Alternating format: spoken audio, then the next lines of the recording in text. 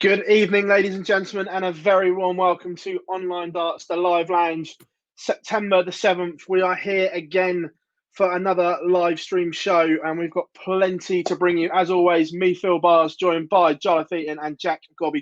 Gentlemen, good evening. Hello, Phill. Very, very good to speak to you once again. Very good to speak to everybody here on Online Darts, as always. Has there been any big stories in the last 48 hours? I must have missed that. Well, there's been one or two floating around, you know. Nothing quite like it.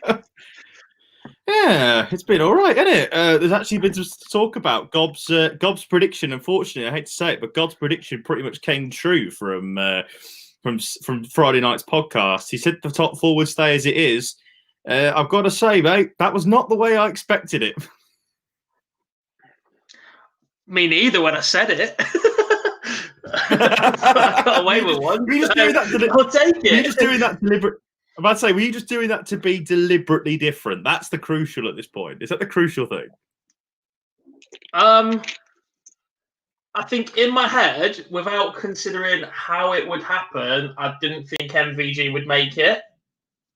Regardless of, I'd pretty much come to that conclusion before I'd looked at the final fixtures, who could play each other in the permutation. So at that point, I'd sort of like dug myself a hole and just had to run with it. Nice. Nice, very good. A weird day. We'll come on to that. Plenty to discuss, as always, everyone. We're going to look over the final night's action in NK. We now know our final four. It's not a spoiler. Everyone knows it, but we will go through that. We will talk about how we think finals night may go down. Plenty of time between now and then. We're going to talk about the contenders. Are they coming back next year? Do they work? Then, of course, we've got big news about the World Series. We'll come on to that. A couple of interesting tweets dropped this evening as well, which we'll add those into the mix. Of course, the BDO. We can't not talk about the news around the county scene today and the news over the weekend that there's been an alliance drawn. So plenty in amateur darts. And of course, everyone, your questions, get them in on YouTube. We've got the chat up. We can see them. If we don't answer them straight away, we'll bring them in at the relevant points during the show. So we will answer everything that we physically can for you tonight, gentlemen. Don't worry about that. Well, guys, only one place to start. Let's rewind to the final night of Premier League Darts League phase action in Milton Keynes. What a night. All four games had something on, and I don't think any of us saw it playing out the way it played out, gentlemen.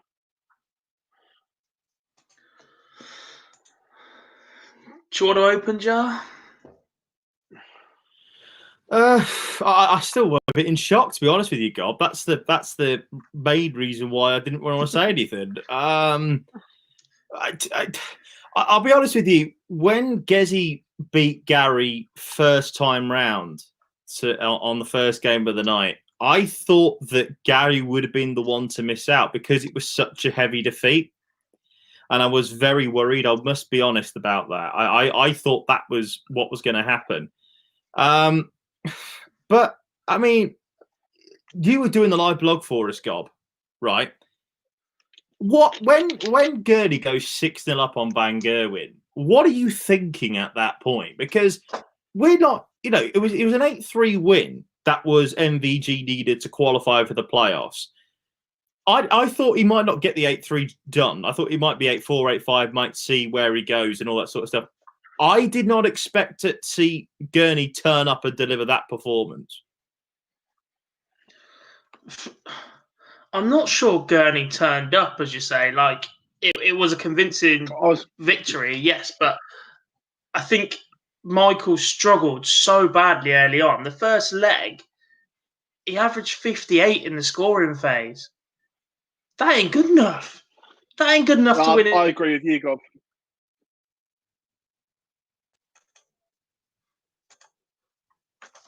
Oh, Gob's deserted us. No, he's back. He's back. Oh, he's back now. we got him now. We've got him. There we go. Hello. No, I start. agree with you, though, Gob.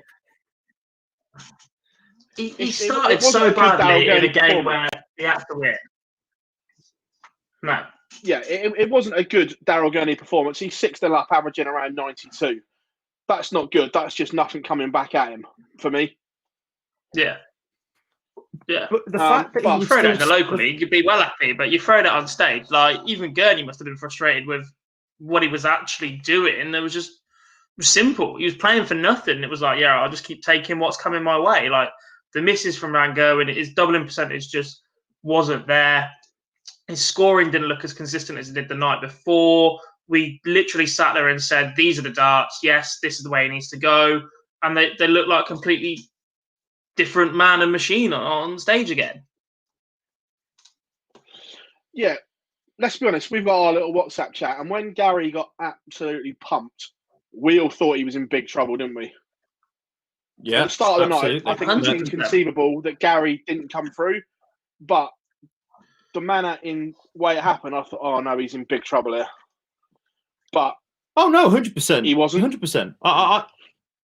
Well, do you say he was it? And he was, but like at the same time, right? Like when you get pumped like he did, to be fair, there's no doubt about that. But remember, of course, at the same time that there was obviously the injury that we have to caveat by. But at the same time, when a bloke's throwing 107, nearly 108 against you in the game where he has to win, I mean, first of all, that takes some stones. That's what we have to say. And secondly, more importantly, you just got to go and shake the bloke's hand there and say, you know what, fair play to you. You did a job on me there.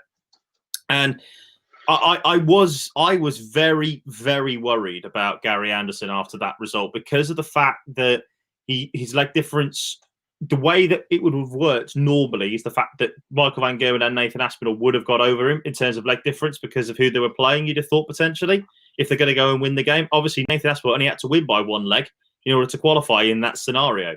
So, by the way, I'm so glad the abacus didn't have to come out, by the way, gents. The amount of calculations, my goodness gracious me. I'm sitting there all day on Friday trying to sort out like what all sorts of permutations. And in the end, it doesn't matter one iota.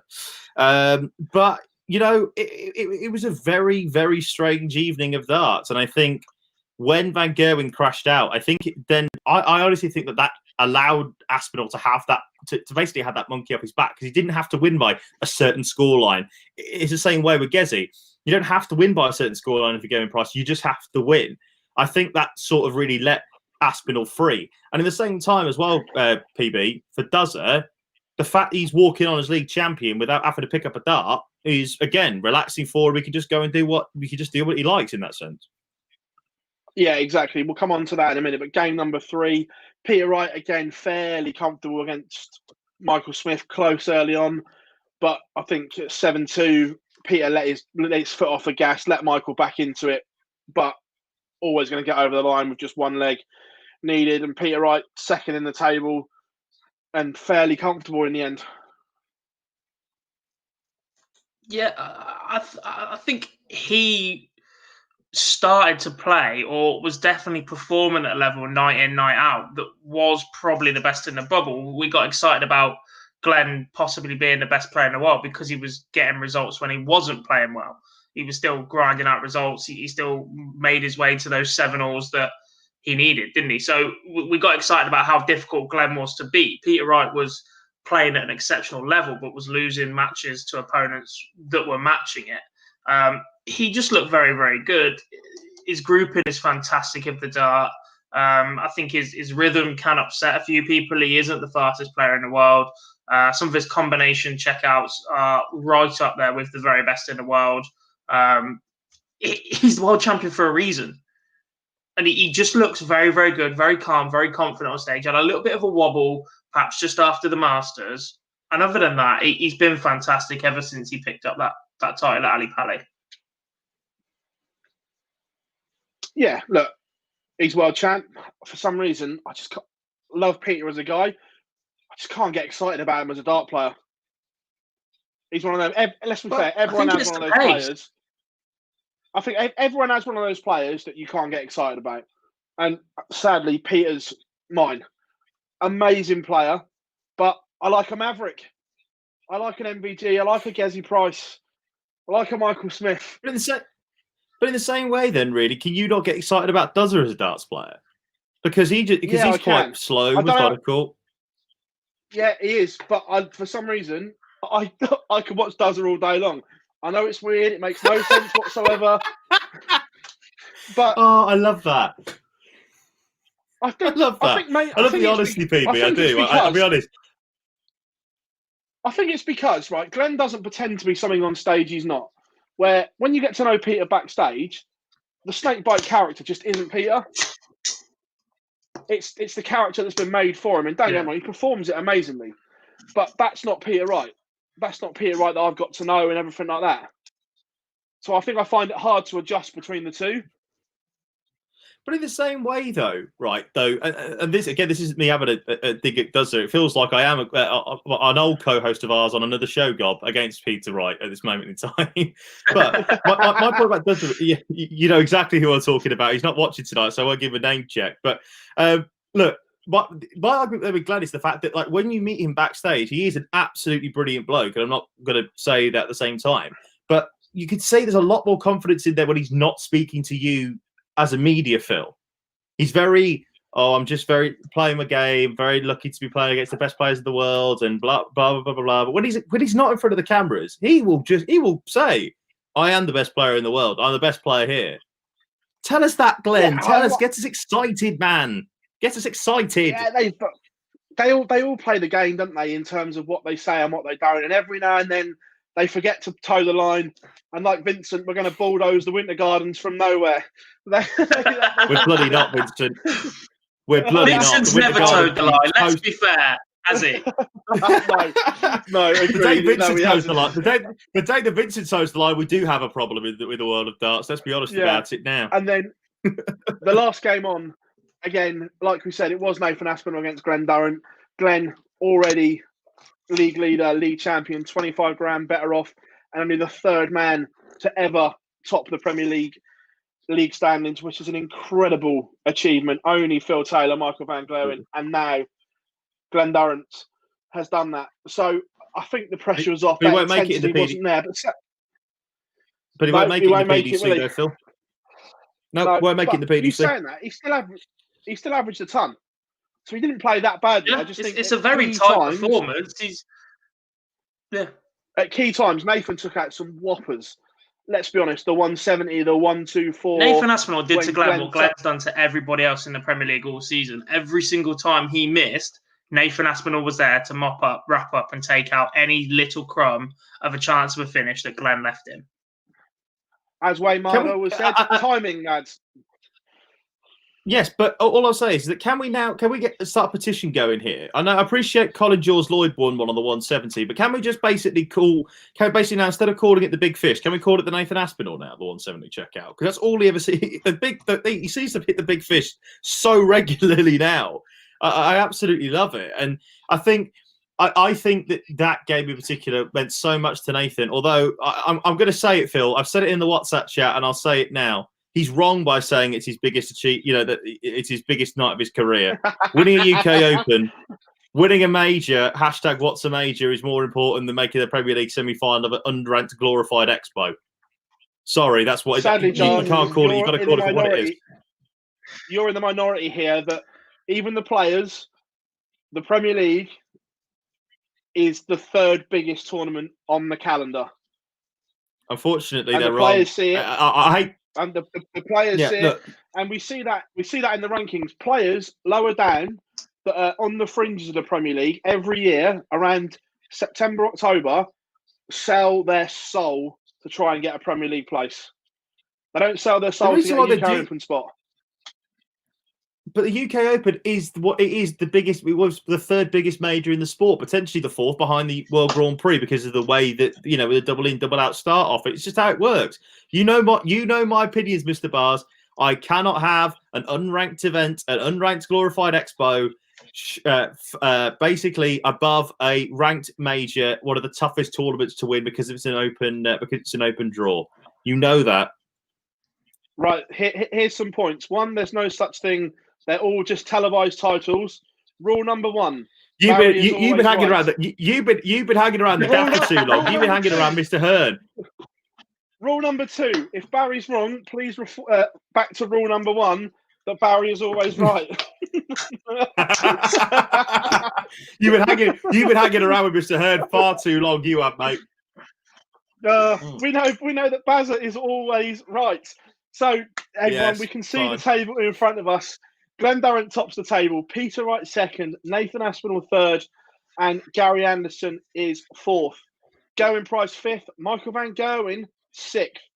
Yes, I did say Michael Van Gerwen sixth. Michael Smith seventh. Daryl Gurney eighth, and Rob Cross finished ninth, eliminated on Judgment Nights. Right, gents, before we come on to the final four, which we will talk about in a minute, I think we need to talk about this man here. So, he's had a wobble. It is a wobble because at times we saw some majestic stuff still. In between all the garbage, there was some decent stuff. So, for me, the action isn't the issue. I think it's his head, for me. And it's not a wobble, Phil. He was playing at my level.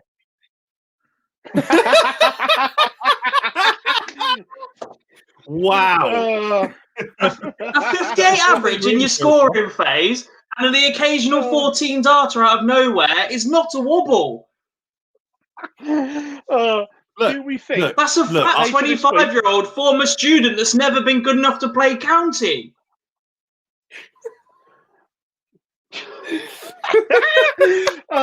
University national champion, by the way, but never been good enough to play county. It's not a wobble, mate. There's something significantly wrong with Michael at the minute. It's his head. I'm telling you. Old Faithfuls are going to come out the draw. But then it's not his head, is it? It's the equipment. Well, no. If he's getting Old Faithfuls out, it's not his head. It is, because I think he's always thinking in the back of the head, when he starts missing, I'd have hit this with Old Faithful. The UK Open showed it's not the equipment that's the issue. Because he's won in Jar's words. Why is he going to change back then? Why is he going to change back then? Because the performance, not the final night, but the night before showed it's not the equipment. It's his head. 100% for me. Right. He's just overthinking things. Right, I've listened to you two bicker. Here's the deal. Right, Michael Van Gerwen has had a significant problem probably since the World Championship final. In fact, actually, I'm going to go further back than that, since probably the World Championships. He didn't have to play anybody. I think it was before that. I told you it was a crisis last year. Oh, yeah, that big of a crisis. That he won the World Grand Prix, he won the Champions League of Darts, he went on and won the World Series finals, missed out on the Grand Slam in the semi-final, then won the Players' Championship finals against Gerwen Price in a Classic, and made the World Championship final. That much of a crisis? You need to get out more. I can't remember all that. Come on now. Right. So there's a kick-off, right? He didn't have to play anybody particularly great in the World Championships. I'm sorry, atting anybody here, but he didn't. Let's be honest. He wasn't challenged probably until the semi-final when Nathan Aspinall took 3 sets off him. He then goes into a World Championship final in his last game with those old darts, and he didn't play badly. People said that Peter Wright controlled the final. No, he didn't. He had chances to win, I think, every single one of those, about 5 of those sets, Phil. Memory serves me correctly? Yeah. Yeah, and it was 5 darts to go 3-2 up. Yeah, so if he goes ahead, probably would having a different conversation. He would have been the first time he would have repeated as a final, as a world champion. My biggest issue is this: is that he's obviously changed the manufacturer and he's not comfortable with them. We saw that obviously we saw that a little bit earlier on a bit in Taylor's career initially when he moved over. My biggest issue is this. Okay, I don't think he's settled on a set of darts yet. You talk about the UK Open. You know my thoughts on that weekend of the UK Open. Played brilliantly well for 3 games. 4 games, for the other 2 games, he played very good. The other game, he was extremely lucky. What I'd say is this: is that we haven't that's been the only real dominating performance, if you like, that we've seen from him. Every single time he's gone and won a tournament. He's only obviously won 3 this year. He's obviously got the UK Open and 2 Summer Series titles. Every time he's won those tournaments, you've had chances to get him. Now, we always say about you've got to try and get him in the first round, the second round, the third round, or whatever of a tournament. You don't normally get those chances, do you? You don't normally get those chances to take out MVG, regardless of whatever round he's playing in. Yeah. So no, I agree. But that's my touching on what you said about that's my concern. That's my concern. That at the moment, even if you are still getting him in the third or fourth round, particularly of a Pro Tour, Simon Whitlock at the match play, or in the Premier League, normally when he's playing back to back to back, day after day after day, he normally gets his gears going. That's what we see on the Pro Tour. We've seen on the Euro Tour for years and years and years. I'm with Gob. This time, I do think it is a bit of more of than just a wobble. I do think he is starting to verge on a crisis. But saying that, though, he will go and probably win 3 or 4 autumn series on next week, and everything will be going, well, what the hell are we worried about? You touched on the equipment. I think that something will happen pretty much like it did with Lewis and Taylor, that Windmill will almost make an exact carbon copy. You think they did with Lewis, and that's what he's pretty much throwing with now. And Taylor went back to those little black bombs that were almost an exact replica of the Unicorn Rosso dart. That it wouldn't surprise me if they've already been to it wouldn't surprise me if they've already been delivered to Holland as we speak. But the world number one, I'm convinced the backlash is going to hurt, and nothing will change my mind on that. But Phill, before we get to talk about that, just very, very quickly, Phill. On that day, I'll be very interested to see what happens at the first autumn series on Saturday. Because if he can go and absolutely smash the field again, then I think there's going to be one hell of a backlash. We always said about darts peaking at the right moments. When he's got an autumn series, 5 of those, got World Series finals, okay, unranked. You got a World Grand Prix, Grand Slam, Players Champs, and then the Worlds. That's where you have to peak. And I'm expecting something from Michael van Gerwen. He's not just going to go quietly into the night. So let's put it that way. He'll peak, believe me. I'm not. Really? Right, guys, moving on to the... Yeah, right. He's a bully on the dartboard. Bullies rely on fear.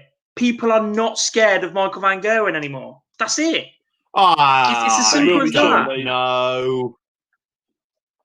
I'm not denying the man's talent, but the amount of times we've looked at him and gone, you needed that really early in the game to get ahead of him because now it's inevitable. That's built on fear.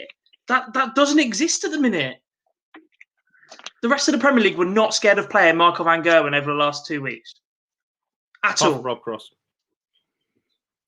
Well, he wasn't there. Right, guys, before we come on to the final 4, Robert would like a shout-out, please, because he says, are you ordering Domino's?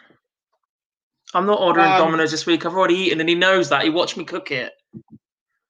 And also, Wayne, we will come on to your question about the top 10 shortly. But first of all, we are going to address the final 4 of the Premier League. First of all, it is Glendaran top the table and will go to the O2 as the number 1 seed. I'm seeding them 1, 2, 3, 4 on the order that they finished. So Duzza will go as number 1 seed. Interesting, gents. How do we think? I think he needed the break as well because I think the tank was almost empty towards the end of the stint at Milton Keynes. I think the break will do Duzza the world of good heading towards the O2 or wherever it may be. Yeah, completely agree. Yeah, I just think that the form did tail off a little bit. He looked sharp to start with. To constantly deliver performances of that level night in, night out is extremely difficult. He got the hard work done. That was the concentration that he required to get over the line. Yes, there were still a few personal little targets in there to maybe set the record of points or anything like that, but he made it. He's comfortable. Time to recharge. There's no easy games in the Premier League. There's not many easy games on the Pro Tour, but there is a level to it, right? When you're constantly having to go out, that is that mentally taxing, especially the way that Duzza plays the game. His game is built on his concentration. If you break his concentration, you lose a bit of rhythm, lose a bit of that fight, right? His game is built on that concentration, which if you're going to do that night in, night out against the best players in the world where every single dart matters, that's incredibly difficult to do. And I think he just ran out of steam just a little bit. I mean, I think the stats don't lie. The last 2 nights, his first start was low all the time as well, and I think that's the key. Yeah. The stats don't lie in this one. Look, he got one win out of his last 6. I think he'd done so much work to try and get over the line in terms of getting just to judgment night, because that was his initial target. And then when he was that close to the top 4, when he basically got to that stage, I don't know whether he just thought, okay, I've got it wrapped up. I don't know. But the stats don't lie. 1 win in 6 is not great to get over the line in terms of the Premier League. But end of the day, and I'm not just saying this because he said he's going to be watching. So good evening, Glenn. Hope you're all good. And good evening as well to Nick Woodhouse as well, who said he was going to be tweeting us in saying that he'd be watching. But Glenn being the number 1 seed, he's been the best player all Premier League. There's no doubt about that. And a fully deserved £25,000 in the skyrocket. Number 2 seed is the world champion, staked by Peter Wright. And I fully expect by the time he gets to the O2, he's playing with a different dart, probably a stumpy 29 gram or something like that. It'll change as long as he doesn't as long as he doesn't bring back the springy dart, I don't really care. Anything else is fine. You love them points. You love them. Oh, you love them, mate. They're I'll buy you a set for your birthday. Thanks, buddy. Cheers. Heading into the finals, is Peter the danger man? Yeah. He's not the danger man. He's the favourite, in my opinion. Yeah, totally agree, Gob. He's been there before. He's been there. He's done that on a PDC stage before. He's got more experience, more titles than, well, maybe not Gary, but I think he's carrying the better form. He's just on a roll. He's learned how to win ugly, which is a great trait to have. Yes, he got a little bit lucky at the Worlds in perhaps an earlier round. But once you get over that, you need that to win any title. But once you get over that, to just continue at the level that Peter's been at for the last 2-3 years on stage with time to prepare for it. I think the only worry that Peter's got is the short to turnaround, because he'll play second and then the final. But even still, he's been there, he's done that at Euro tours and the like. So I don't see it being an issue for him. He just has to be in the right frame of mind mentally. Yeah, totally agree. I think the key here for me about Peter is the fact that he's won 4 straight games going into the Premier League, into the final week of the Premier League, if you like. And the thing as well is the fact that he averaged over 100 in nearest down at most of his games in that second phase of the tournament. He just looked brilliant, and he lost games that he shouldn't have lost because he was playing brilliantly. So, yeah, I'm going to go with you, PB. I think he is a danger man. I really do. Favourite. From there, Nathan Aspinall, we all saw what it meant to the young man from Stockport, as he called it, 6 world titles, and a lad from Stockport heading towards the O2. Look, Nathan's been sensational, but at times I think he wants it too much. And there was a couple of wobbles where he put too much pressure on himself to go and get to the finals. Look, now he's there. Again, a huge danger, because he is an absolute power scorer at times when he gets it right up there. But do we think the Asp can get the job done?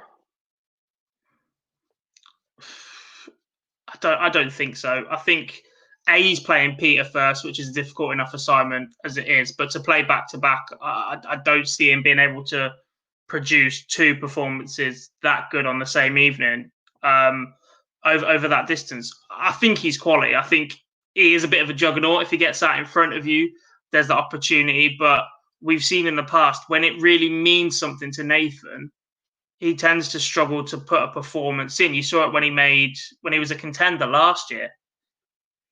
It wasn't the greatest performance we're ever going to see from Nathan Aspinall.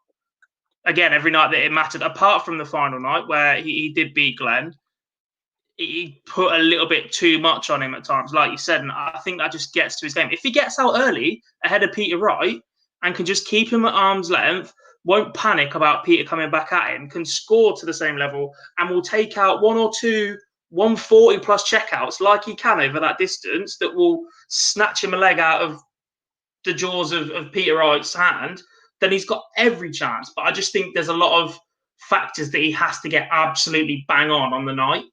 And I think Peter's just got that much more experience now going through the motions of these events that I think Peter will knock him out in the semis.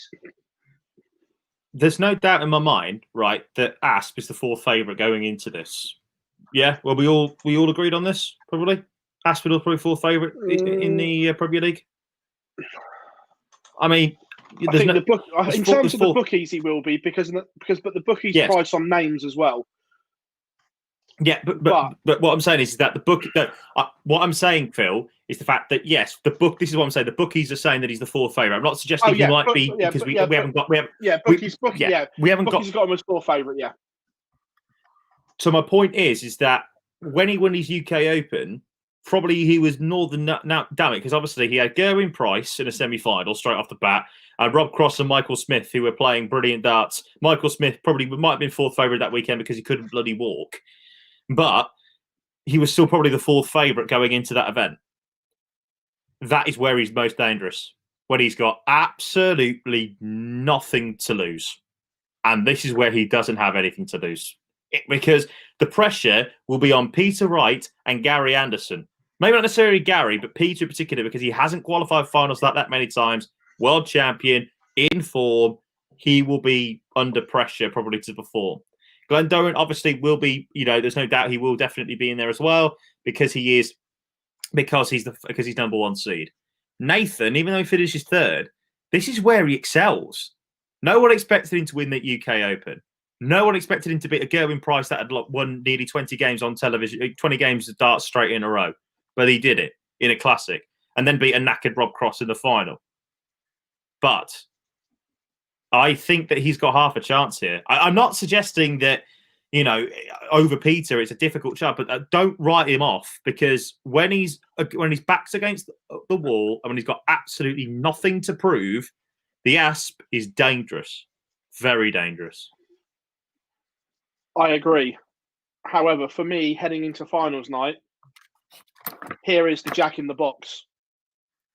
It is the Flying Scotsman, Gary Anderson. Got it. We've seen from nowhere he can rock up and he'll just go and absolutely batter the board from nowhere. Is he the bookie's favourite? No, but he's the one that if you're going to have an outside punt, I just think that at the click of a fingers, special things could happen from Gary's right hand. We saw I'll let Gob go on this one because I'll let Gob go on this one because that way then he can whack. Yeah, I'll let Gob go on this one because he can wax lyrical about his boy. I'm not going to.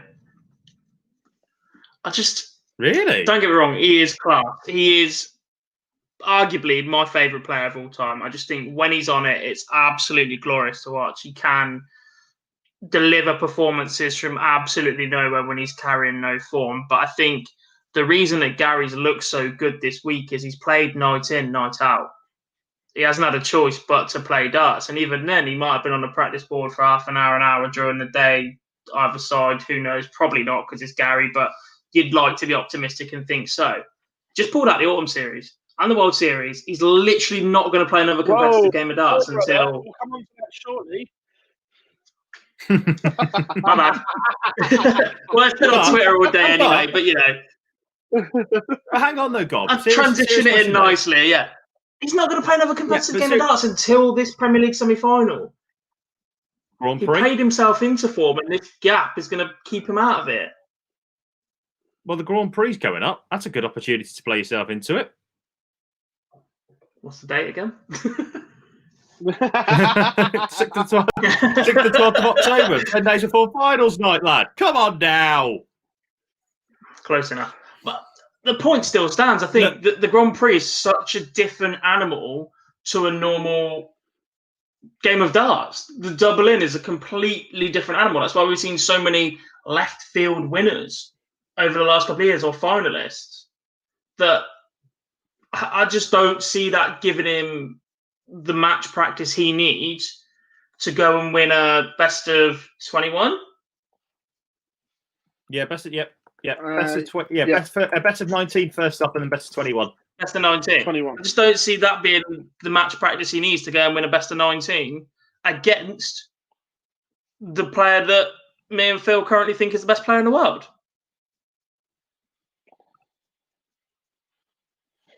Right, gents. I speak. I'm a big. Right. We have our final four. You know what's coming next, gentlemen, don't we? From this final four, who lifts the Premier League trophy? Got it. And we'll start with semi-final number one. It is Glendoran against Gary Anderson. You know where my money's going anyway. Gary. Wrong. Glenn beats Gary. So, your first finalist. Sorry, Phill. You've just talked about like how special things can happen on that board, and you're going to go back against your boy. Yep, because the lack of match practice. He's played himself into form. I've just explained the Grand Prix is completely different. You might as well go and play soft tip for a week to get ready for it. You might as well go and play soft tip for a week to get ready for that instead of playing the Grand Prix.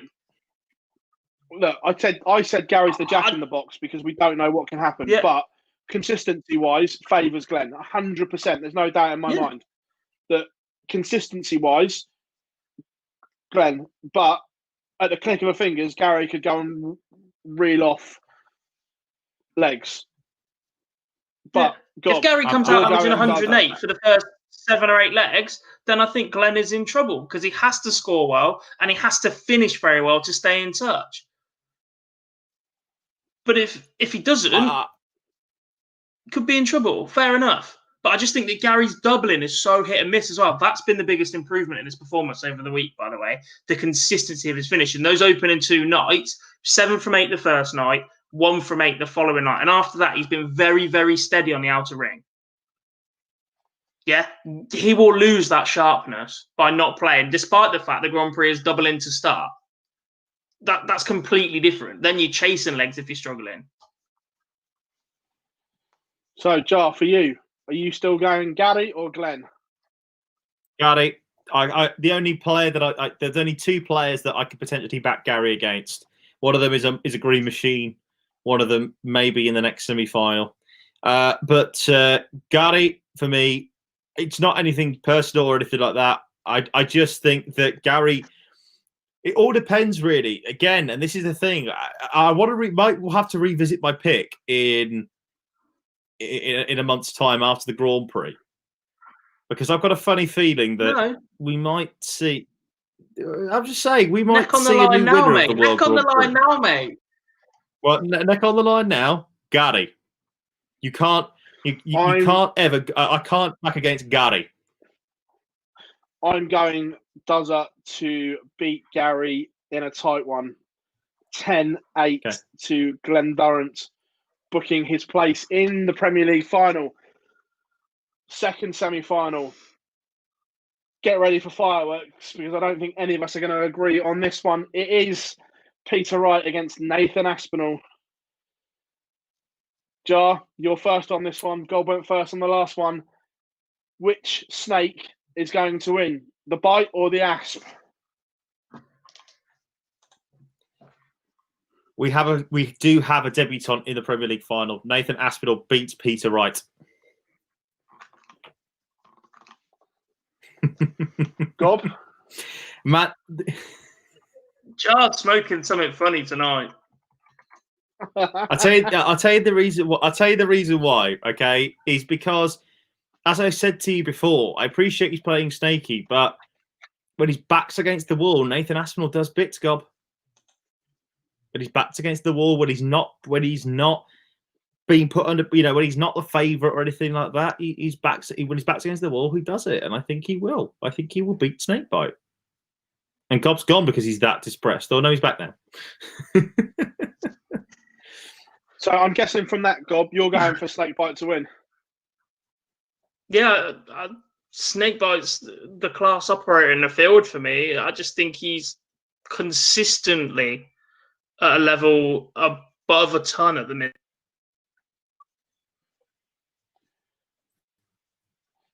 As you can see, Gob's internet is horrendous, so I'll step in that. Or is he back? Yeah. Oh, he's back. Yeah, he is back. Hello. Yes. I think Snaky is the class operator in the field. I think he's the current world champion for a reason. He's ridden his luck a couple of times throughout the year, but other than that, he hasn't really played badly. If he's lost, it's been because an opponent has delivered an exceptional game. And I just think that puts so much pressure on your opponent that you have to go out and do something special just to even get close to him on a dartboard is ridiculous. Gerwen so Price in Dublin didn't particularly. I'm about to say, Gerwen Price in Dublin didn't particularly have to play that well when he's averaging 89 when that's coming back at him.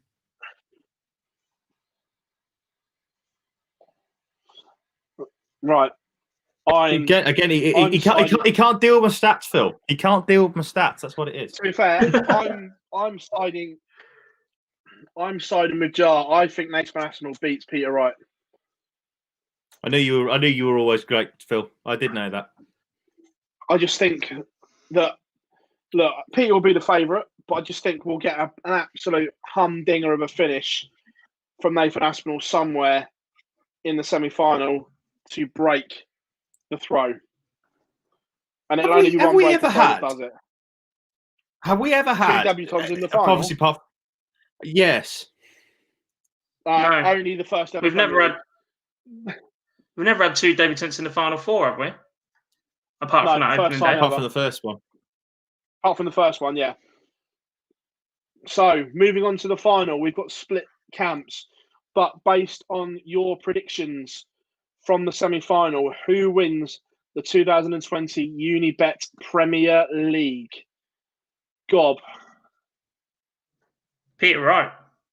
It's the same prediction I made on the show last week and God knows elsewhere. I just think that, as I just said, he's the world champion for a reason. He is exceptional. He's been there and done it before on a PDC stage and is continuing to do so at a level above everybody else. I think Glenn's quality, and Glenn will give him a solid final because he won't give up. He won't relent. He will chase after everything and he will put pressure on those legs that look a million miles away every single time. And he will pinch a couple of those because that's what Glenn does. But I just think that the consistent 180 hitting of Snakebite gives him that advantage. And I just think that they're both very, very good at combination finishes, but I just think Wright's tendency to nail a big one, similar to Aspinall, just gives him that tiny little edge. Jar, for you, who wins the Premier League from your semi-final predictions? Gary. It's Gary. Always will be. Always will be Gary. So Gary's a three-time Premier League champion. For Jarleth and Gary will become a three-time Premier League champion. Yes, always. Gob's absolutely fuming because I think he just doesn't. I think he just wants it to happen so much. Well, from there, we've got three predictions and three different winners. Because you know where I'm going, gentlemen. Yeah, Dozer. We do. I'm going Dozer to win his first PDC televised title to beat Snakebite in the final, like he did in the World Match Play. Over that format, tried and tested. I thought you'd gone for. I thought you'd gone for Asp in the semi. Over Snakebite. Oh, sorry, I did. Yeah, he beats Aspinall. Same thing. I was looking at the results on here. On my other screen, I've got the results up, and I was looking at it. Either way, I think Darren wins the final. Out of interest, very, very quickly, Aspinall is the only player to beat Dozer twice in the league. Obviously, the only player to do it in Dublin. The only player to. Okay. All right. Okay. So there, right, everyone. That's the Premier League all touched on. We're just going to go through some questions in a minute. Do you think the 22nd October final will go ahead? Yeah, look, the final was going ahead on the 22nd of October. It's just a matter of where, guys. I don't think it will be the O2, but it will go ahead. Gary to win. Look, we wouldn't ride it out.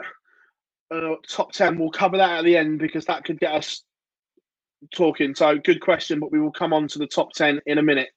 Right, the other news that broke today. Big one. Gary Anderson has... Go on, mate. Yeah, I was just going to say very, very quickly. Big shout out to Darren Hampton, obviously, who's joined us in there. He actually said the winner would come from the Wright Aspinall semi-final, but has done himself proud, but will just come up short there. So that's an interesting one. But big shout out there to Daz as well, because I know that he's been helping out and building a nice little thing for a very certain PDC player over the last couple of days. So because he messaged me saying that he's now built himself a new hockey and he will win everything. I won't mention the player, but big shout out to you, Daz. Right, so from there, the big news today has broken. Gary Anderson has withdrawn from the Autumn Series and the World Series finals due to concerns over travelling due to COVID at the moment. Fair to say we're not surprised, gentlemen, are we? No, not at all. I mean, you put him in the YouTube video that we did, didn't we, Phill? That you did with him at the fishing, and he was umming and ahhing over there, really. And like, I mean, anybody who doesn't have anybody who thinks is wrong is wrong themselves, really. End of the day, he wants to protect his family, and I don't think anybody will disagree with that. To be brutally honest, I think he's made the right decision. If that's it's totally his choice, and he's entitled to do that. And I'm good to see that you don't have to worry about Wadey not being a seed anymore, because he's gone up to being a seed now, and the Polish Eagle is soaring to Austria. Justice for the other boy. Yeah, Wadey goes to number 8 seed. Krzysztof Ratajski comes in. Look, I think that was the obvious decisions. The only thing that does make me chuckle is the fact that Wade's a seed for the World Series final, yet he didn't have a World Series event. Put Sherrock in there. Put Sherrock as a seed. Put Fallon as a seed. Yes. No,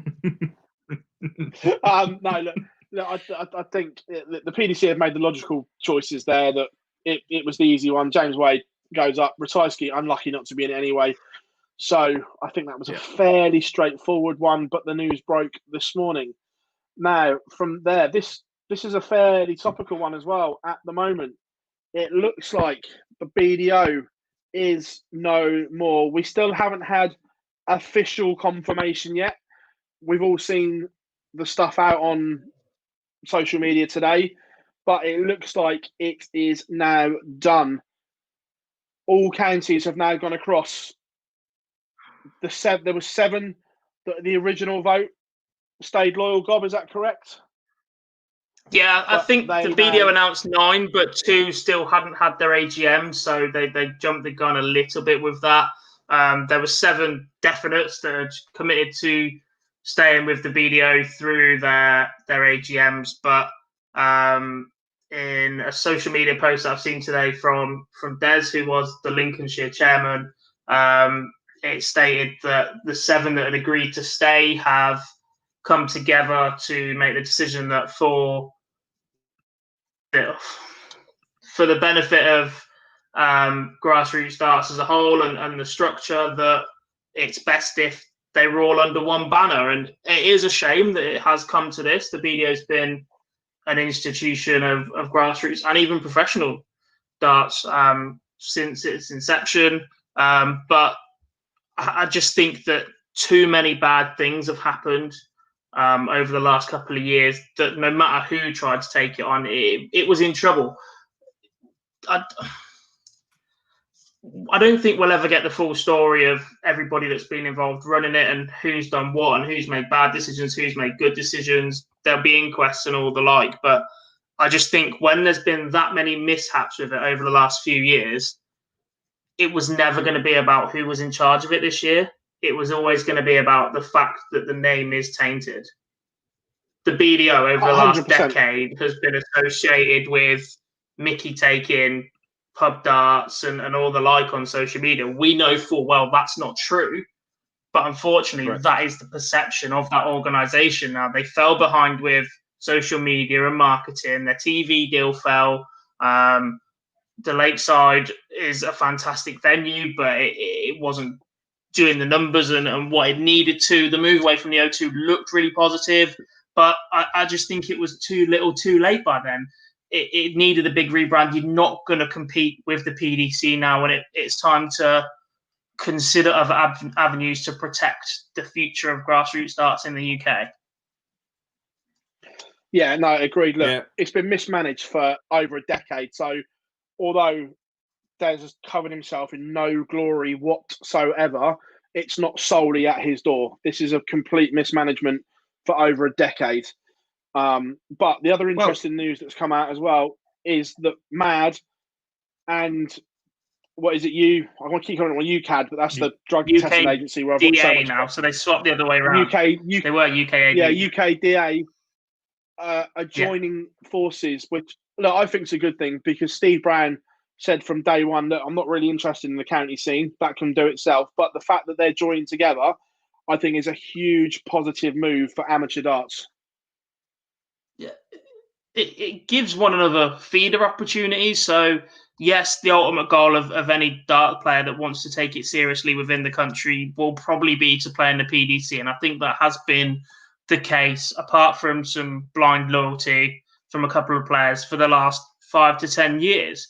Having those two on board with each other, UKDA will now manage the county structure that is going to be, instead of the BICC, will be rebranded as the National League. They've already got sponsors on board. Their social media and professionalism has been exemplary over the last few weeks. It's exactly what you want from a new startup with fresh ideas, fresh people on board, and a fresh look. And I think that the opportunity to then, I think the downside of it before was that it had no professional tour. So the BDO had its affiliated events. A lot of county players went around on that tour and qualified for the BDO World Championships. Having these two hand in hand now means that there is a progression route that people can see and an affiliation that you can get from playing county that can build up your local ranking as it works, qualify you for the new MAD majors, and get you in as the new amateur world champion. As that is their ultimate aim. They're not going to go and compete with the PDC. They're not going to have two professional world champions. They fully understand that MAD is for the amateur game, and they will brand it doing so, and that will then provide opportunities for those players to progress to the PDC. It just looks like, with everything the PDC have in place at the same time, we have a very clear structure on all darts within the country moving forward, and I just can't see a downside at the minute. It just looks fresh, professional. Sponsors are going to want to get on board. I think that the right people are there now, especially with the likes of Steve Brown. I can see the MAD events with the right connections that they've got, looking at TV deals and all sorts. And I just think that the fact that we haven't been playing darts for so long over lockdown, whilst it has been a massive, I'm not even sure the word, because of COVID, that the opportunity for no darts to be played and this politics to be sorted out on the side, it came at the right time. The other thing as well, whilst we're talking on the amateur side of it here, this isn't a good thing for the WDF either, is it? Because the other two have formed their alliance and almost become more powerful than what the WDF are trying to do. Yeah, but I just think the WDF plans sounded fantastic. They are the world governing body. I think that they needed to intervene a lot sooner, and they needed to intervene with a clear plan a lot sooner, and understand that they've been hampered by COVID and talks and discussions and that sort of thing. But at this point, now that MAD are there, I don't see the need for what the WDF are going to do. You've already got Tri-Nations and their rankings for England nationals and all that sort of thing. There's going to be that many different ranking systems available for now WDF events to go to their world championships. It might get a little bit confusing at that point. I just think that. Oh, Gob's left us, but if MAD very takes topical one there. Oh, he's back. Was he back there with us? He's back. Yeah, he's joined us back. But Jar, in the words of Rob Studd, there could be some rankers, mate. Some rankers that are going to be out there. Well, look, I mean, I'll be honest with you. I have nowhere near the knowledge that Gob has when it comes to the side of amateur darts. So at this point, I think it's best for me to just put my feet up and just literally let him talk through everything. So, you know, look, it's a big moment for me. I'll be brutally honest. The BDO going is just the best news. I'll be brutally honest, not necessarily because of everything around the organisation and not necessarily because of the World Championships, because the Women's Championships has been absolutely mint to watch over the last couple of years. And so, to be fair, a couple of, from about quarterfinals onwards has been great to watch as well. But to have that new organisation heading it, where it's not necessarily, there's no real history there, there's no heritage onto it. But what it means is it's a fresh start. It means we don't have to worry about it. And I think this is probably the best day for darts. Well, not necessarily for darts. I think it's probably one of the best days for darts. And I think, like you say, it all started when Barry Hearn tried to buy the BDO and it didn't happen. And I think if they had done, and if he had set up the amateur game, we would have been in a better position, since the split. But it is what it is. And long may it continue. Steve Brown, as we all know, is going to be absolutely mint at what he does. Simple as. Right, gents. First one, it's question time for everyone. First one, we were going to talk about this in another part of it, but it's come up as a question, Gob, so we're going to touch on it. Premier League next year, contenders, do they stay or do they go? I think they go. Up until lockdown, I thought the concept was working really well. I thought it was doing what it wanted to do. I thought it had built on the previous years. I think Luke Humphrey's victory showed that they can get involved. They can go and pick up the wins. I was a little bit disappointed that perhaps a couple of players had repeated that opportunity. I think that, yes, it's an invitational event, but I do think that if it was to continue, there had to be a bit of a fairer, clearer way of picking who was a contender. But I think that it worked. It stayed in pretty well. But I just think that the top level, there's so many top level guys now as well, that top 16. There's players that have missed out, the likes of James Wade, the likes of Ian White, Dave Chisnell, that are in and around there now. You've got the debutants that are making inroads that aren't even in the top, with the likes of Dozer when he got picked in. So I just think that it takes away a place now from a player that's going to go and compete night in, night out, fairly against the rest, where the results all tally up and matter. And it had a good run. And up until lockdown, I think that the Dutch boys and Chris Dobie would have put in far better performances in front of their home crowds, and it would have stayed. But I think lockdown has put an end to it. And I think that next year that they find a way to move it along. And we go back to a normal Premier League. If we see anything similar to it, it'll be like a Premier League 2. But I don't think we'll see contenders return next year. My issue is I think it needs something then. If there's not going to be the contenders, 16 weeks of the same 10 gets boring as fuck. I'm just putting it out there. It gets boring. So let's say you really feel. I just think it gets stale. I'm not going to hide the fact. I think for the first 9 weeks, the contenders bring something because there's a story to tell every week. And working in media like we do, we're here to tell the stories. And I just think that if we're telling the first 9 week stories, that after that, it's just repeat. So if they are going to get rid of them, I'd like to see something else. So I think then this is what we do. I think, much like Gobby says, we have a Premier League 2. 8 players in the normal Premier League, and it is basically just a 16-week straight knockout. That's what we get. It is a draw. Maybe it's, 9-32 in the rankings or 9-24 in the rankings. I don't know, wherever you want to put it, or 9-25 or however it is. And it's a straight knockout every single week. Quarterfinal, brackets, all the way down to the brackets. And then if you win that tournament, and as well, tournament happens on finals night, on the final night as well. And if you win that tournament, you get a Premier League place next year.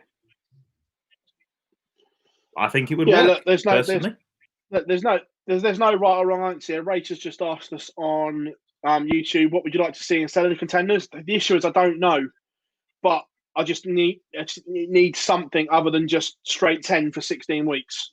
in my opinion. But but then obviously you lose 2, don't you? We lose 2, don't we, on Judgment Night? That's what's going to happen. We will lose 2 though if we go for a straight 10 on Judgment Night. We will lose 1, so we'll lose 2 at least. So at least there's that aspect of it. Yeah, look, it's an interesting topic. At the end of the day, what Sky and Barry want will happen. At the end of the day, we've always we've told the audience the rules, haven't we? Rule number 1: Barry is always right. Whilst we're on the Premier League for next year, there's a couple of questions. First out, big shout to Birdie Boy joining us from Kentucky. Boys, we've headed over to the pond. We've got some American viewers. So, hi, Birdie Boy, and your question: what does Good to see you, Birdie Boy. Premier League? Not just a contender, and we'll come on to that in a second. But then a couple of others have answered it that she's not a tour card holder. She needs to meet a major final and get a tour card. Right, I'm going to say this. I'm going to release this now because it's done and dusted. Sky wanted to give Fallon an automatic one of their picks. So, yeah, to start with, she doesn't have to have a tour card or reach a major final.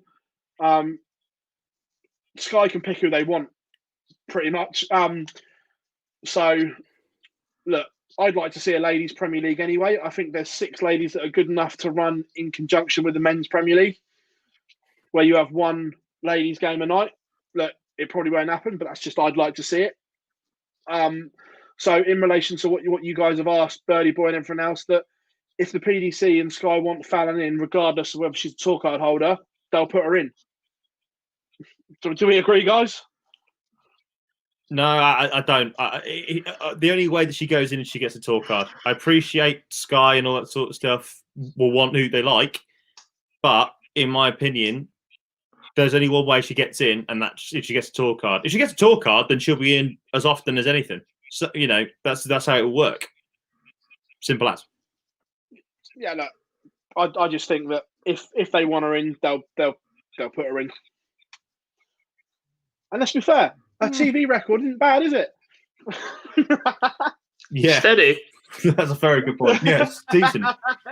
Drawing, she took points off the current Premier League of this year's league champion. Yes. Right, this is coming up quite a lot. Who do we think will top the Autumn Series order of merit, and who will come out of the pack for the Autumn Series? Whilst you're having a quick think, Philip, I don't know when the entry list will be out, but I'm guessing somewhere around Wednesday, Thursday time, or when the PDC decide to publish it. So, guys, who do we think is going to have good runs and top the order of merit? X, Y, and Z. Do you want me to be brutally honest? Michael van Gerwen. This is a moment for him. He will come out and he will. With Old Faithful? Yeah. Or yes. Michael van Gerwen with Old Faithfuls will top the Premier League. Oh, sorry, will not top the Premier League. Definitely won't top the Premier League, but he will top the Autumn Series order of merit, I think. And he'll definitely get a Grand Slam place that he already hasn't got.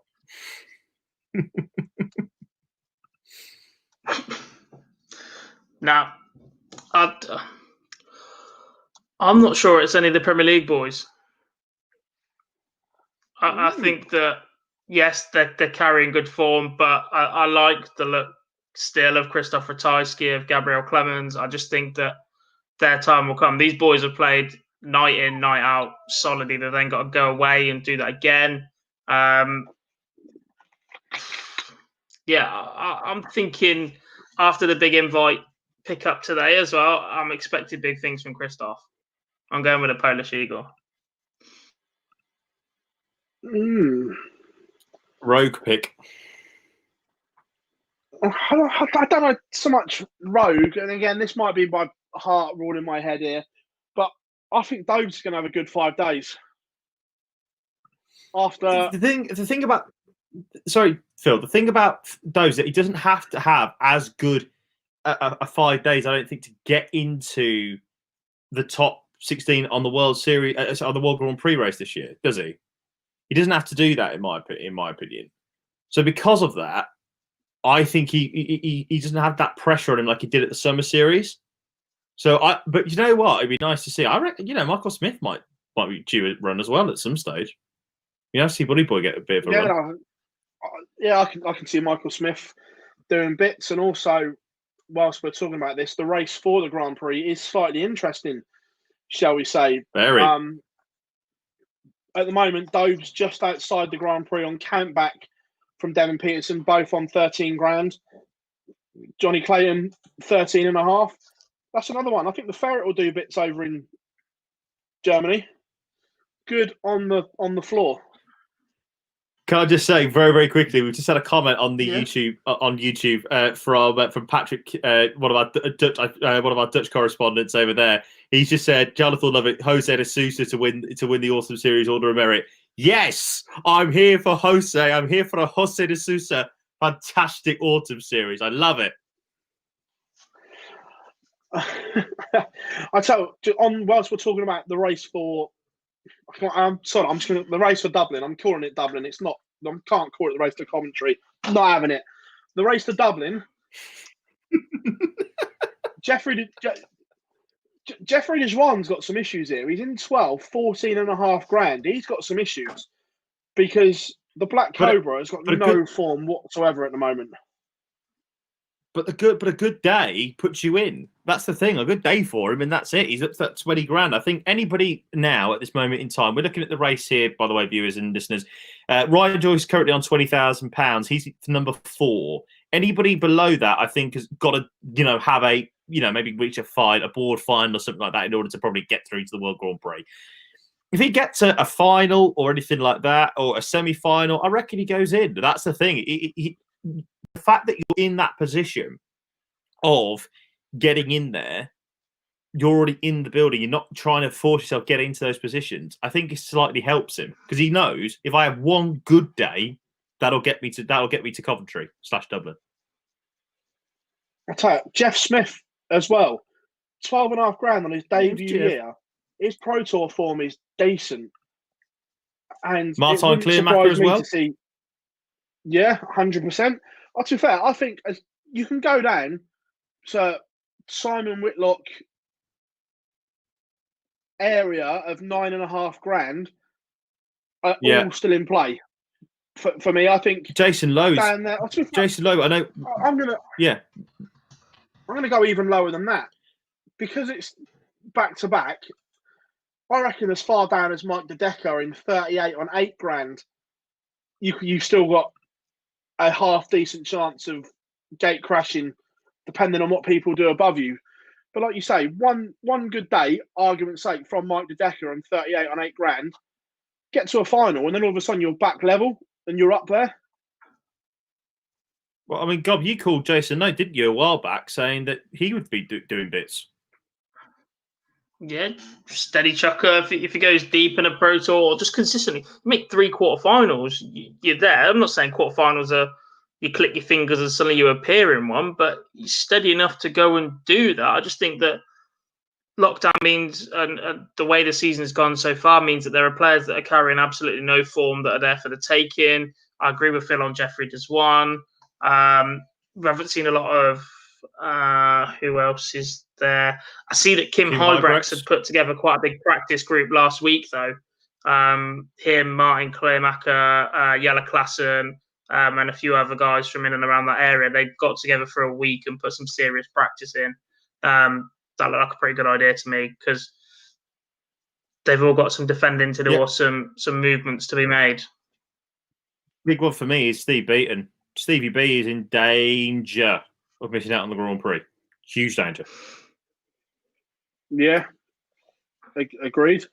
The one looking at it, just for pure entertainment, I'd love Vincent to get there again. Chuck us a few lines on his interviews and we'll be done again. I'd say, do you think it'll just bulldoze the Coventry or just bulldoze the Rico? I'd just bulldoze anything. Whilst we're talking about order of merit, another good question coming in. Let me find it because it was a bit further up, but I wanted to answer it from Wayne. Who do we think the top 10 in the world is going to be in a year's time? Oh God. Jesus. Is this going to be the last question? Because this is going to take about 15 years to figure out. It's a good question, though. I like it. Okay, right. Do you want to go first then? I don't mind. Let's see who we think the 10 will be, but in no particular order. Because trying to put it in order is like trying to pick lottery numbers. Okay. Right. I'll go first in my top 10. I don't mind. I've got the rankings up in front of me. So we'll go from that. I'm going to go off the tour card race for this year. So obviously money falling off and etc. And we'll go from there. Does that sound fair enough? I'm just do what you want. I'm just going completely random. Okay, so top 3 currently will definitely be in the top 3. Michael Van Gerwen obviously will be number 1. Peter Wright will be number 2. Gerwen Price be number 3. I'm going to go Michael Smith to go up to what it will be in there. I'm going to say Asp stays there as well. Christoph Ratajski will be in this. That's 6. Glenn Durrant will be in there as well. That will be 7. Rob Cross will just about stay in there. That'll be 8. Oof. Then we are. Dimi van den Berg, I think, will go up there because he's obviously not defending. I know he's got a World Quarter Final to defend, but other than that, that's that. And I'm going to go for Daryl Gurney to sneak in there at 10. So that's my top 10. So Michael Van Gerwen, Peter Wright, Gerwen Price, Rob Cross, Nathan Aspinall, Michael Smith, Glenn Durrant, Dimi van den Berg, Christoph Ratajski, and Daryl Gurney. That'll be my top 10. Not in any particular order, that'll just be the top 10. Have you done yours, Gob, or do you want me to go?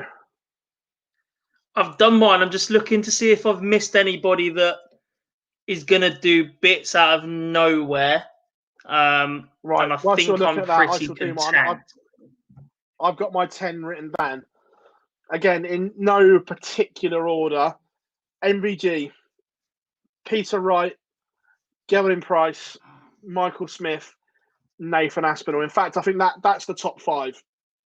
They might fluctuate a little bit, but I think the top 5 is fairly right. 6 to 10. Hold on to your seats. Glenn Durrant, Dimitri van den Berg, Gary Anderson, Christoph Ratajski, and I think Rob Cross holds on to the top 10 spot just. But the thing is that my only concern with that is that obviously Gary's defending a lot of money still. Still defending a shed ton of money. We've been saying that all year, and he got to the match play final. He just finds a way to defend his money. I've given up on writing him off and saying he's going to be World 28. He just seems to find a way to defend money, which is why I'm keeping him in just. Okay. Gob. Okay. I have 7, the same as you, Phil. And probably similar numbers to Jar. So I have MVG. I have Peter Wright. I have Gerwen Price. I have Michael Smith. I have Nathan Aspinall. I have Glenn Durrant. And I have Christoph Ratajski. The players that haven't made my top 10. Rob Cross. Gary Anderson. Dave Chisnall. And Daryl Gurney. I don't know. Instead, it's James Wade. I think Ian White will just cling on like he always does. And the surprise inclusion is Jose de Souza. What? The man's a top 10 talent. Yeah, I'm not convinced. I think he's A-game. Yes, he's at the moment. He's a top 10. Yes, he's a top 10 talent. He's a top 10 talent maybe in a couple of years. Man's still not won the World Championships yet. And I just think Dimitri goes into the top 10 because now he's in every TV tournament. Doesn't have to qualify. So he instantly becomes a danger for me. Absolutely right. And we know there's a lot of we've tournaments always said, between now and this time next year. But all I'll say is that we've talked about Dewey van den Berg being a stage specialist, have we not? Right? Yeah. I've just seen, by the way, a couple of people actually agreeing with you, Gob. How are you agreeing with him? Jose de Sousa to win the World Championships? What are we talking about here? Not to Nonsense, win it, but man. I don't know. He's a top 10 talent. No, I know you're not saying that. Caveat one of them. I've taken Gary out because I think he may retire at the end of the year. No. Whoa. No. Okay. Yeah. This is a bold statement here, Mr. Garwood. Come on now. Are you sure? Well, I am. I just... This week he's been fantastic. He's been exceptional because he's played his way into form. But you can't... He's not going to be able to keep doing that if the tour reverts to the way it is next year. You can't do that for just a Pro Tour weekend and then disappear through the week. You have to keep playing. He's pulled out of events because of COVID at the minute, which is completely justifiable. But it's obvious that his first care in the world is his family, is his wife and his son. So I just think he's not getting any younger, by the way. Let's not forget. And I'm still not convinced that a back injury is 100% healed. So I think this is the last year we see Gary Anderson. And he won't make a big fanfare out of it. He won't do a Barney and... Gob. Is he just... Gob's about to go tear Barney a new one. And he just has to leave at that point. Oh, there you go, Gob. You're back again. Sorry, pal. Go on. Gob. He won't do it, Barney. He won't go the full... I'm full... going to stop you there. Inside info, Gary Anderson is not retiring at the World Championships. We'll see. Have you you could be tied into whatever, you could be tied into whatever commercial deals you want, mate. But I just think that sports people know when the time is right. They know when to go out. Apart from Gary is not. Apart from Barney, who won an extra financial year. Sports people know when the time is right, and I think we are getting closer to that moment for Gary, unfortunately. I'm not saying we're not getting closer, but it won't be this year. End of. Anyway, moving on to other questions on YouTube. Dark horse for Dublin. Oh, Bobby. Oh, to be fair, anyone's a dark horse for Dublin. Yeah, anybody is. You know what, actually? I'll go with this first. I'll say this now, right? I actually think that we talked about a certain player earlier on tonight winning his first PDC televised title. I think it might happen sooner than the O2 PB. Are you going Dublin? If you want me to be honest, I am. He's not a dark horse, but he could, obviously not because he's the bloody league champion of the Prem. But the man loves double 16 more than I love. Well, I don't know, dairy milk chocolate, which is very much so. As you can probably tell by the state of me right now. Yeah, he loves double 16 more than anything else in the world apart from his wife and his kids and his family. I think dark horse is tough because I look at the top 16 at the moment in the Pro Tour order of merit, and I think they're all kind of suspect on the outer ring. Yeah, agreed. And it being a Dublin tournament, look, they're all power scorers, but I think they're suspect. For me, he's got to qualify yet, but I think Big Dev could be a dark horse the way he's played this year so far. Yeah, totally agree with that. You know, he's absolutely if he can get there, when he wants to be. I think Big Dev could be a dark horse. Agreed. Gob, anything for you? We've got about 3 or 4 more questions to get through. I wouldn't say he's a dark horse as such, but I think because he's that high up in the world and we haven't seen him for the Premier League, I like James Wade for the Grand Prix. He's just Mr. Consistent on tops and tens.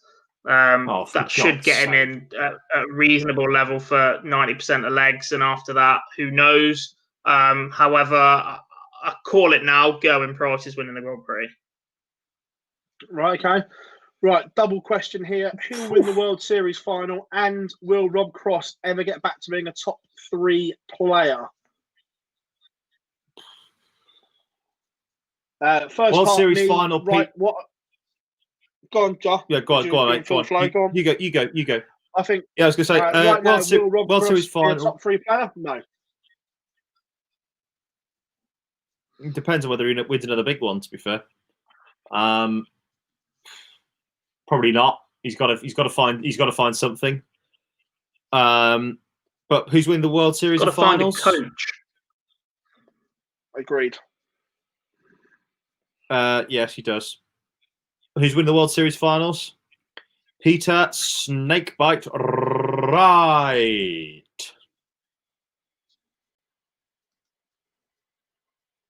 Are you agreeing, Gob? I agree. Yeah, Snakey wins the World Series finals to me. I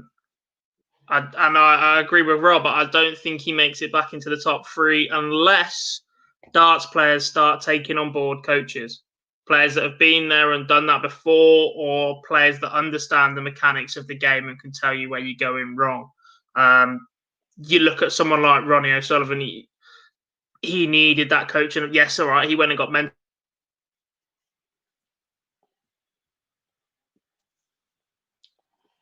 Just deciding as well that the top players in world snooker, the likes of Mark Allen and Neil Robertson, they all still have coaches that can just step back and tell them the odd little thing they're doing wrong. The top golfers in the world have coaches.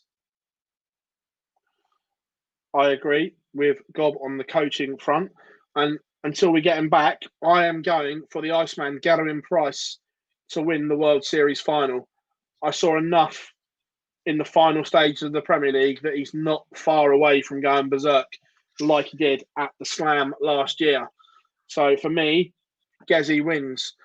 Right, couple more before we go. Who is the most underrated player on the tour by the darting public? Oh, good question. I like by the public, not by... Most underrated. Yeah, Jesus. Like that. Are we talking darts fans, or are we talking about casual darts fans? In that case, then sorry, I'll go. In that case, then sorry, I'll go with Diamond, Ian White. I think that people in the darting community give him absolute credit because he's always good on the floor. Euro tours, he's absolutely mint, but he never gets to. He always bottles it on the television. Let's be frank about it. And people only watch really the World Championships and the match play. That's it. So I think that he's got to be the most underrated player. He's actually he's just one of the best darts players of all time. He's just never done it on a TV stage. Gob? Or he's gone again. Genuinely, is Nottingham got the worst Wi-Fi in history? Yes, it has. I'll be honest with you right now.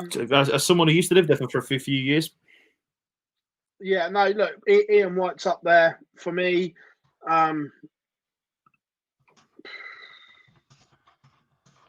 no, I wouldn't disagree. Ian White doesn't get the credit from the public that I think he deserves. Right, where are we? Are the Worlds going to be played in the UK or abroad from Wright? Right, that is a simple question. That all depends on whether fans are allowed in or not. So time will tell. However, if there's no fans and they can get fans abroad, I think it goes abroad.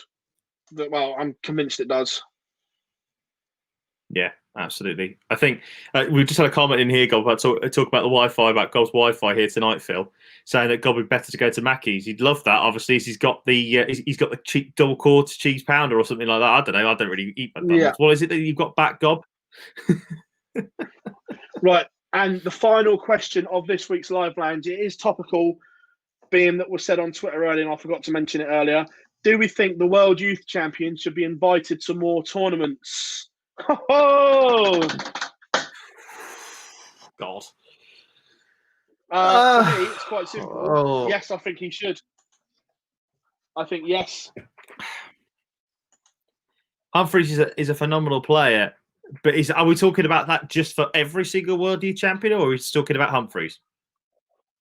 No, the question is, do you think the World Youth Champion? What's the point of owning a World Youth Champion if you don't get invited to stuff? For me, we get invited to the Grand Slam. One tournament, was that enough for me? No. I don't know where else you could go. I don't know which of the tournaments you'd invite into, because then you what are you saying, that World Youth Champions should go to the match play? They should get a place in the Premier League. You know, it's one of those. World Series events. I think World Series events that they should be invited to. I can understand that. You know, but he's good enough to go and qualify for it if he wants to. You know, he's one of the best players out there at the moment, and he's absolutely mint. So, look, I can understand where he's coming from, definitely. But were there players probably a bit more deserving at the moment? Yeah, as well at the same time. So, I don't know. I would say yes, but then it's just a case of which one would you want him to do. Yeah, it's an interesting one for it, but yeah, for me, yes, he should. It looks like Jar's having splinters at the moment because he's sat firmly on that fence. Absolutely, and God can't. And the thing is that God can't give you shit for it because he can't. Yeah, God can't give you shit for it because he's on. Because at the moment his route is going in and out more than a train through a tunnel at the moment. He's on Tesco Wi-Fi. God, if you can hear us, before you come back, should the World Youth Champion be invited to more?